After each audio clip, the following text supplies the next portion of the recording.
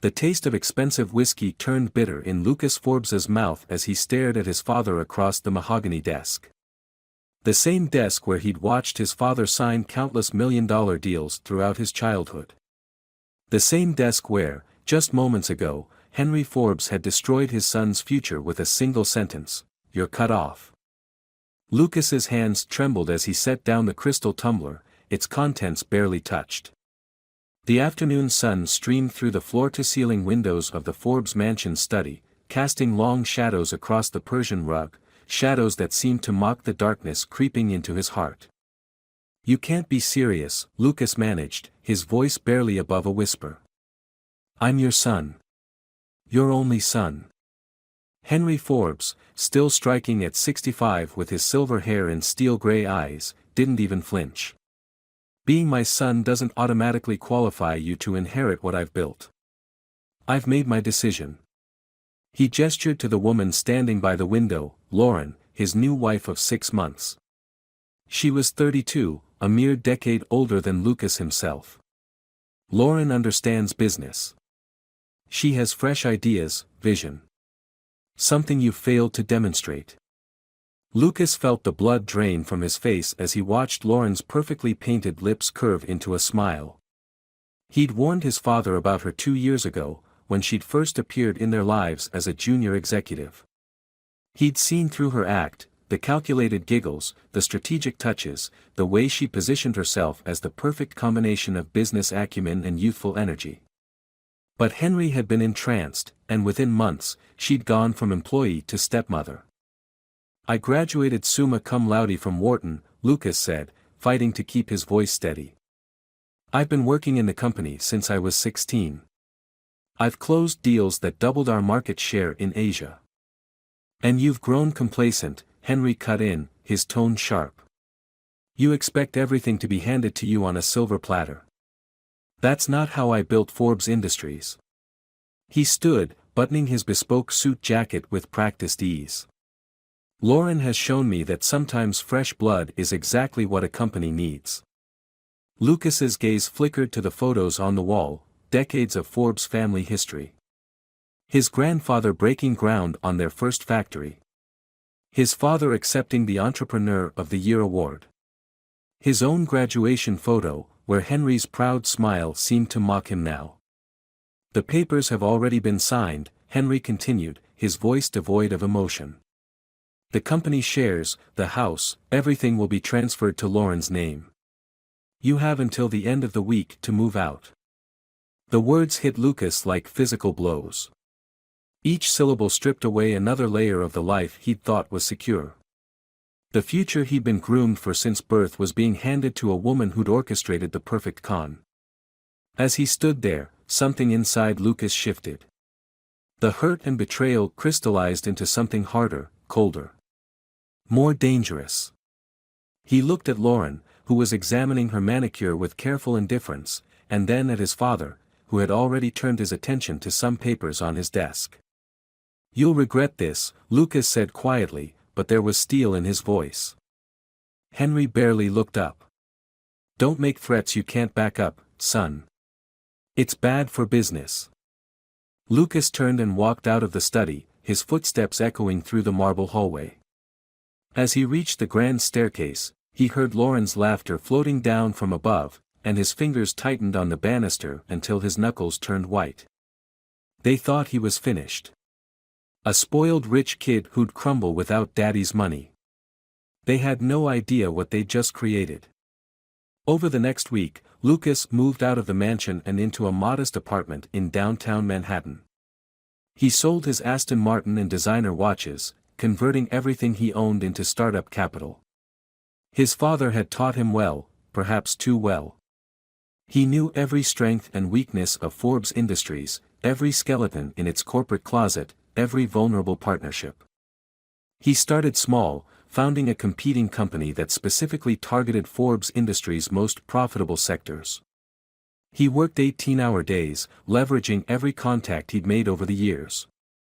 Some sided with his father, but others, those who'd watched Henry Forbes discard his only son, were willing to take a chance on Lucas. His first major coup came 6 months later, when he managed to poach Forbes Industries' lead research and development team. They brought with them patents that had been in development for years, patents that would have secured Forbes Industries' dominance in the medical technology sector. Henry's reaction was swift and brutal. He tried to bury Lucas in lawsuits, but Lucas had anticipated this. He documented everything, protected himself legally, and made sure every move was technically above board. The lawsuits drained Forbes Industries' resources while Lucas's company continued to grow. Then came the whispers about Lauren.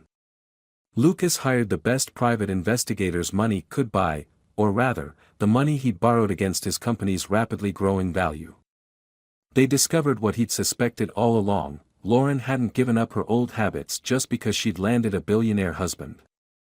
The investigators documented her regular meetings with James Chen, Henry's closest business partner and the head of Forbes Industries' Asian operations. The photos were explicit, leaving no doubt about the nature of their relationship. But Lucas didn't immediately show them to his father. He waited, watching as Lauren convinced Henry to invest heavily in a series of Asian expansion projects that James Chen personally oversaw. When the investments were at their peak, Lucas made his move. He anonymously tipped off financial journalists about irregularities in the Asian operations. As auditors began asking questions, he made sure the photos of Lauren and James found their way to his father's desk. The fallout was spectacular. Henry's discovery of Lauren's betrayal coincided with the revelation that James Chen had been embezzling millions through the Asian expansion projects. Forbes Industries' stock plummeted. Partners pulled out. Clients jumped ship, many of them straight to Lucas's company. Lauren, proving herself the opportunist Lucas had always known her to be, didn't even try to deny the affair. Instead, she filed for divorce, demanding half of everything. But Henry's lawyers discovered something interesting: the papers transferring the company's shares to her name had never been properly filed. In his haste to punish his son, Henry had cut corners, and now those corners were cutting back. As Forbes Industries crumbled, Lucas's company rose. He bought out key divisions at fire sale prices, cherry-picking the most valuable assets of his father's empire. Each acquisition was a surgical strike, designed to dismantle the company piece by piece while maximizing its value to his own organization. 1 year to the day after being disinherited, Lucas sat behind his own mahogany desk in a corner office overlooking Central Park. His assistant announced an unexpected visitor, Henry Forbes. Lucas looked up to see his father standing in the doorway. The past year had aged him dramatically. His silver hair had turned fully white, and his designer suit hung loose on his frame.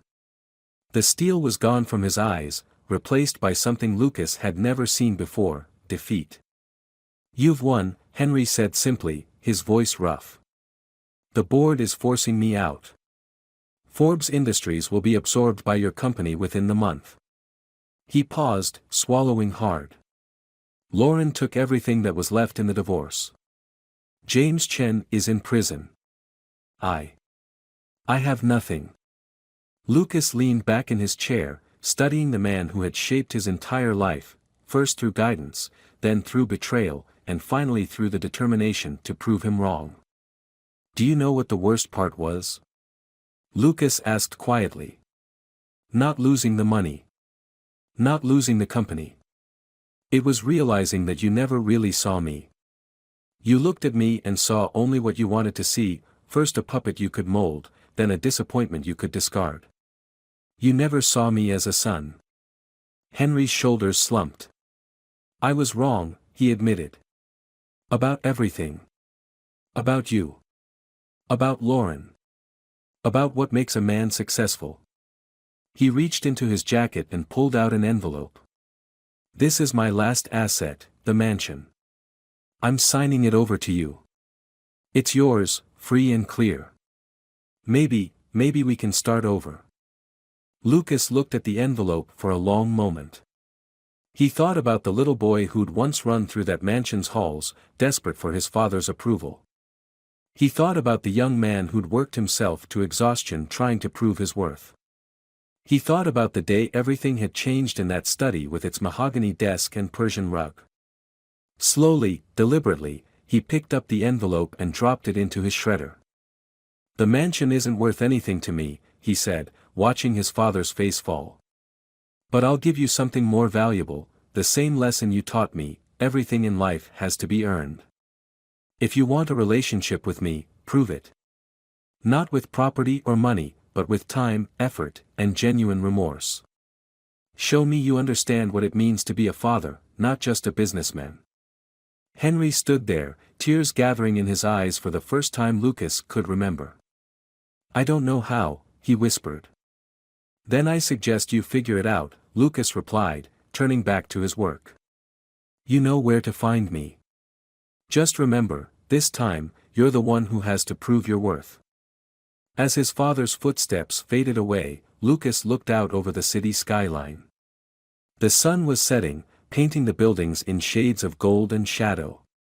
He thought about the cycle of betrayal and revenge that had brought him here, and wondered if it was possible to break it, to build something new from the ashes of what his father had destroyed.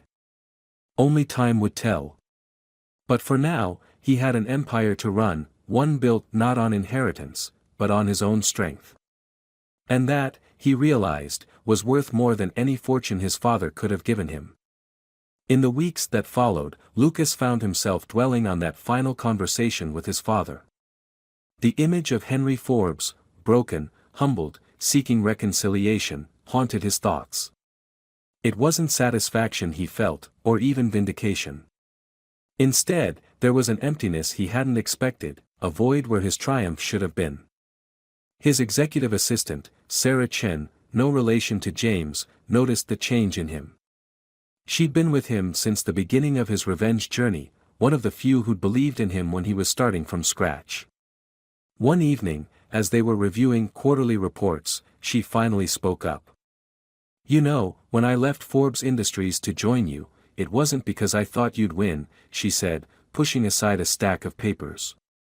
"It was because I saw something in you that your father never did, the ability to build, not just inherit." Lucas looked up, surprised by her candor. "What do you mean?" "Henry Forbes built his empire by taking over existing companies, stripping them down, maximizing profits. But you..." She gestured to the designs spread across his desk: plans for new medical devices, sustainable energy solutions, affordable housing developments. "You're creating something new.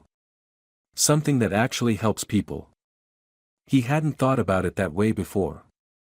In his drive to surpass his father, he'd unconsciously chosen a different path. Where Forbes Industries had been about accumulation, his company focused on innovation. Where his father had prioritized profit margins, Lucas had built teams that valued creativity and social impact alongside financial success. The realization led him to make a decision that surprised even himself. He began restructuring his company, spinning off the parts of Forbes Industries he'd acquired into smaller, more specialized firms. Instead of maintaining the monopolistic structure his father had built, he created a network of independent companies that could collaborate or compete as needed. It was during this restructuring that he discovered something unexpected in the old Forbes Industries files: a series of small research grants his father had personally approved over the years. These weren't the kind of projects that would generate immediate profits. They were long-shot medical research initiatives, environmental conservation efforts, educational programs in underprivileged areas. Lucas had never known about this side of his father's business dealings. It didn't fit with the ruthless image Henry Forbes had always projected. When he dug deeper, he found that these projects had been consistently funded even during economic downturns, their budgets protected while other departments faced cuts. Intrigued, he began investigating these old projects. Many had failed or been abandoned, but some had shown promise before being shut down during the company's collapse. One in particular caught his attention: a research program developing affordable prosthetics for children in developing countries. Without really planning to, Lucas found himself reaching out to the scientists who had worked on these projects. Many were bitter about how things had ended at Forbes Industries, but their passion for their work remained unchanged.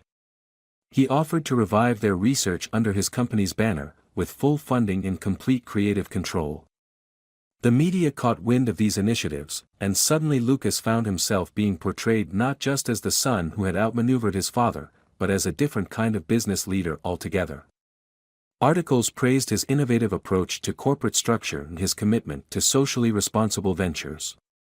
Young entrepreneurs sought his advice, not about revenge or hostile takeovers, but about building sustainable businesses that could make a real difference in the world. It was after one such meeting, late on a Friday evening, that his assistant announced another unexpected visitor. Lucas looked up to see an elderly woman standing in his doorway, Margaret Wilson, his father's former secretary. She had retired years ago, long before the drama of his disinheritance. "Your father asked me to give you this," she said without preamble, placing a worn leather journal on his desk. "He's been writing it since you left the mansion. Said he wasn't sure he'd ever have the courage to show it to you, but after seeing the changes you're making to his old projects, well, he thought you should have it." Lucas stared at the journal, its pages stuffed with loose papers and post-it notes. "Why didn't he bring it himself?" Margaret's expression softened. "Because he's trying to respect your terms. You told him he had to earn his way back into your life. He's hoping this might be a start, not a grand gesture, just honest words." After she left, Lucas sat for a long time looking at the journal. Finally, as the city lights began twinkling outside his window, he opened it. The first entry was dated the day after he'd been cut off. "I made a terrible mistake today. My pride and anger made me destroy something precious, my relationship with my son. I tell myself I did it to teach him a lesson, but the truth is, I was afraid. Afraid that he might succeed where I had failed, afraid that he might make Forbes Industries into something better than what I created. Afraid that he might not need me anymore." Lucas read through the night, discovering a side of his father he'd never known existed. The journal detailed not just Henry's regrets about their falling out, but his struggles with his own father, his fears about legacy and worth, and his gradual recognition of how his pursuit of success had corrupted his ability to love unconditionally. There were entries about the research projects Lucas had discovered, explaining how Henry had started them after visiting a children's hospital and seeing a young girl who couldn't afford a prosthetic arm. There were news clippings about Lucas's company, showing pride in his son's achievements even as they came at his own expense. The final entry was dated just a few days ago. "I see now that losing everything was the best thing that could have happened to me. It stripped away the illusions I'd built my life around. Success isn't about what you own or control, it's about what you create and nurture." Lucas understood this instinctively, and instead of recognizing and supporting that understanding, I tried to force him into my narrow vision of success. "I lost my son, my company, and my wealth, but I gained something invaluable: clarity. I only hope it's not too late to share what I've learned." The sun was rising when Lucas finally closed the journal. He picked up his phone and, for the first time in over a year, called his father's number. "Dad," he said when Henry answered, his voice rough with emotion. "I got your journal. I think maybe we should talk. Over breakfast, like we used to." There was a long pause on the other end of the line. "I'd like that," Henry said finally, his voice cracking slightly. "I'd like that very much. Look, this doesn't fix everything," Lucas added quickly. "We've got a lot to work through. But maybe we can start with Eggs Benedict at that diner you used to take me to when I was a kid." "Marino's," Henry said softly. "You remember?" "Of course I do. That's where you taught me that the most important deals happen over the simplest meals." Lucas found himself smiling despite everything. "Meet me there in an hour." As he hung up the phone, Lucas looked around his office. The trappings of success surrounded him: the expensive art, the rare artifacts, the spectacular view. But none of it seemed as important as the worn leather journal on his desk or the possibility of reconnecting with his father over runny eggs and weak coffee in a decades-old diner. He had built his empire on a foundation of revenge, but maybe, just maybe, he could rebuild his family on a foundation of forgiveness. It wouldn't be easy, and it wouldn't happen overnight, but as his father had written in the journal, the most valuable things in life had to be earned, one small step at a time. Marino's diner hadn't changed in 20 years. The same cracked leather booths, the same slightly sticky menus, the same smell of coffee and bacon grease. Lucas arrived first, sliding into their old booth by the window. His father had always insisted on this spot, so we can watch the world we're going to change, he used to say. When Henry walked in, Lucas was struck by how different he looked in casual clothes. Gone was the power suit armor, replaced by a simple sweater and slacks. He seemed smaller somehow, more human. He hesitated at the entrance, and for a moment, Lucas saw himself at 16, nervous about disappointing his father during their weekly business breakfasts. "I ordered you eggs Benedict," Lucas said as Henry sat down. "Extra hollandaise, crispy bacon on the side." Henry's eyes widened slightly. "You remember how I like it." "I remember everything, Dad. That's part of the problem." The waitress brought their coffee, and for a few minutes, they busied themselves with sugar packets and cream. The silence between them was heavy with 2 decades of expectations, disappointments, and unspoken words. "I read your whole journal," Lucas finally said. "Including the parts about Grandpa." Henry's hands tightened around his coffee cup. "I never told you much about him, did I?" "No. Just that he died before I was born. That he left you the original factory that became Forbes Industries." "What I never told you," Henry said slowly, "was that he left it to me because he had no choice. He'd driven away my older brother, your Uncle Jack, the same way I drove you away. Made him feel like nothing he did was ever good enough. Jack walked away, joined the Peace Corps, never came back. Died building schools in Africa." Lucas leaned forward. "I have an uncle I never knew about. The perfect son who could never live up to our father's impossible standards. Sound familiar?" Henry's smile was bitter. "I swore I'd be different with you. Instead, I became exactly like him, so focused on legacy that I forgot about love." The waitress brought their food, but neither man touched it. Lucas was processing this new information, seeing his family history in a different light. What happened to Grandpa in the end? He died alone in his office, working late as usual. Left everything to me because Jack was gone. I told myself I'd do better, build something bigger. Make it all worth it. Henry pushed his plate away. It took losing everything to realize I was just repeating his mistakes. Lucas thought about the research grants he'd discovered, the hidden acts of kindness buried in Forbes Industries files. "But you tried to be different, didn't you? Those charitable projects." "Your mother's influence," Henry admitted.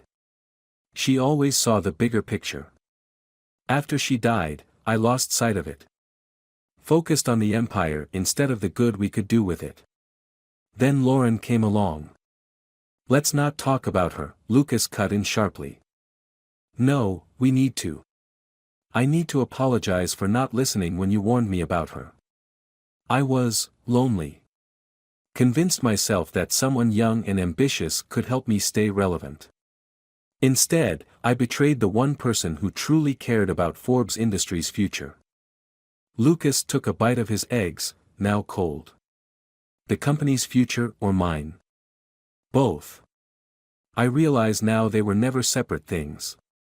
Henry reached into his bag and pulled out a manila envelope. "I've been doing more than writing in that journal. I've been meeting with lawyers, accountants, trying to make things right. Dad, I told you, I don't want the mansion or any other property. This isn't about property. It's about truth."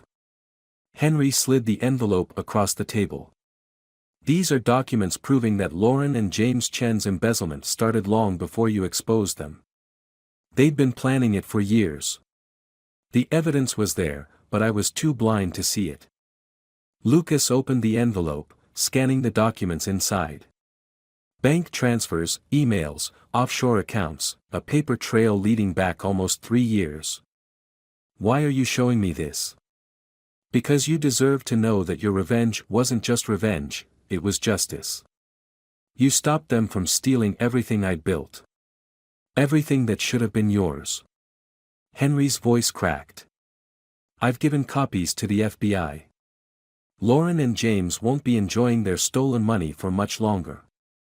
Lucas stared at his father, seeing real tears in his eyes for the second time in his life. This could implicate you too. Some of these transactions required board approval. I know. I'm prepared to face the consequences of my negligence. It's part of earning my way back, isn't it? The diner had started to fill up with the morning crowd. Around them, people rushed through their breakfasts, hurrying to jobs and meetings. Lucas remembered all the mornings he'd done the same, desperate to prove himself worthy of the Forbes name. You know what I remember most about our breakfasts here? He asked suddenly. Not the business lessons or the deals we planned. I remember the one morning you forgot about a board meeting because I was telling you about my first school play. You sat here for 2 hours, listening to me practice my 3 lines as tree number 2. Henry's face softened. You were the best damn tree that stage had ever seen. That was the day I thought, my dad really loves me. Not Forbes Industries heir, just me. Lucas pushed the envelope back across the table. Keep the evidence. Use it to protect yourself and the FBI moves on Lauren and James. Consider it the first investment in our new relationship. Lucas, I can't. Yes, you can. Because that's what family does, we protect each other. Even when we're angry, even when we're hurt. We find a way back. Henry picked up his fork, cutting into his cold eggs Benedict. Your mother would be proud of the man you've become. She'd be proud of both of us, Lucas said quietly. For finding our way back to this booth. They ate in companionable silence, watching the morning traffic flow past the window. The world they had once planned to change was still out there, but maybe they could change it differently this time. Not through hostile takeovers and power plays, but through the kind of meaningful innovation Lucas had discovered in those old research projects. As they finished their coffee, Henry cleared his throat. I know you're busy, but, would you maybe want to make this a regular thing again? Weekly breakfasts. Lucas looked at his father, really looked at him. Saw the hope in his eyes, the vulnerability, the willingness to start over. He thought about the empire he'd built, the legacy he was creating.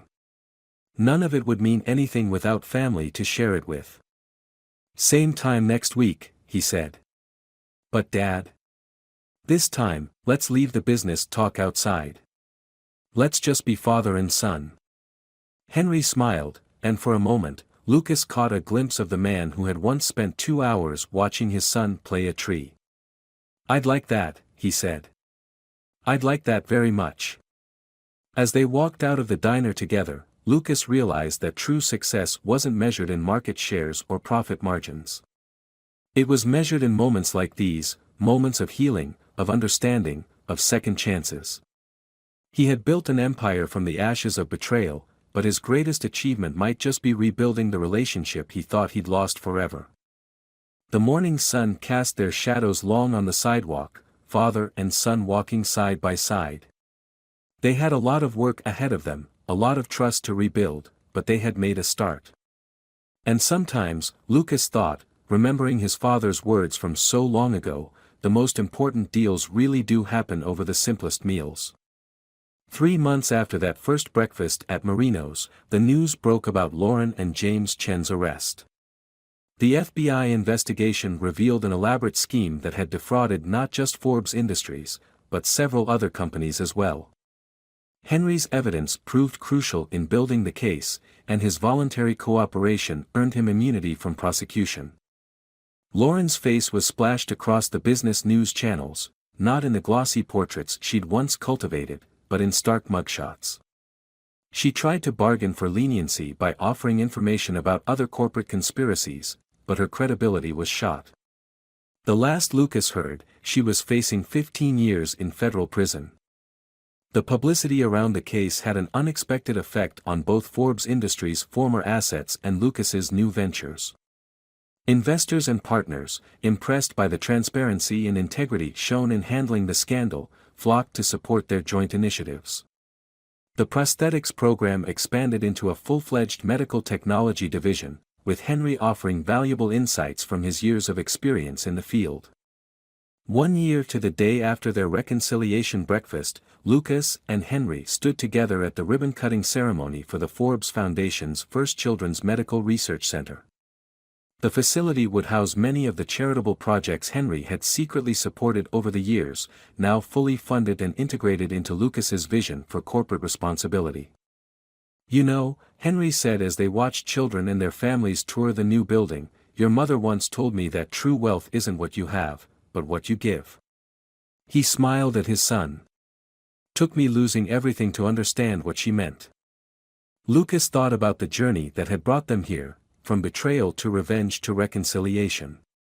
He thought about the empire he'd built, not just as a reaction to his father's actions, but as a reflection of his own values. He thought about the weekly breakfasts they now shared, where they talked about everything and nothing, rebuilding their relationship one coffee refill at a time. "We didn't lose everything, Dad," he said, watching a young girl test her new prosthetic arm, her face glowing with joy.